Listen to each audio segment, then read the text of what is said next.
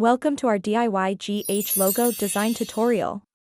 In this easy step-by-step guide, perfect for beginners, you'll learn how to create a stunning GH logo from scratch. Whether you're looking to design a logo for your personal brand, a business, or just for fun, this video will walk you through every stage of the process. In this tutorial, we will cover the basic principles of logo design, tips for choosing colors and fonts, how to sketch your ideas before digitizing them, using design software to bring your GH logo to life. Here are the two letters I have chosen. They are G and H. I will make a logo by combining these two. You can see the font name above. First, we will create outlines of the letters. They will ungroup.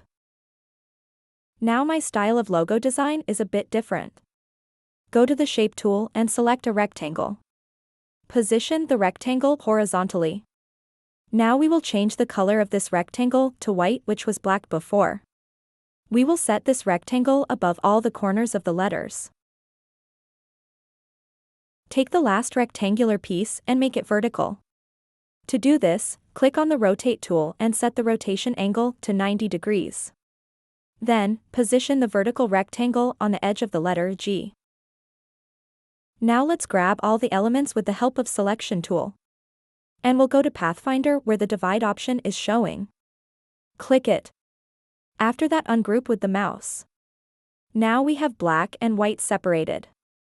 Delete all the white area with the help of Magic Wand tool.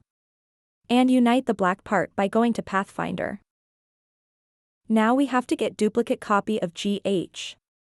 For which we will go to Edit and click on Copy. Go back to Edit and click Paste and back. And the color we are using here is light gray. Now we will go to the effect. Here you see path written. Go ahead and click Offset Path. Here we will increase the width of this duplicate copy. You see how I did it. Here we are increasing its width, you see where you see the arrow. Expand the duplicate copy. Then group G and its duplicate copy. Group H and its duplicate copy. Now set G and H on top of each other.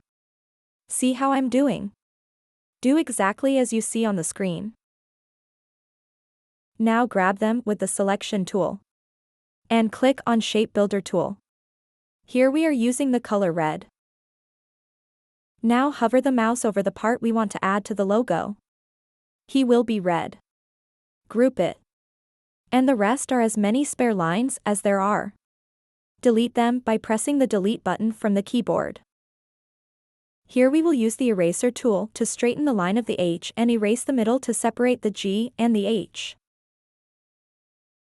The logo is complete. You can keep it in two colors if you want and show it in one color if you want.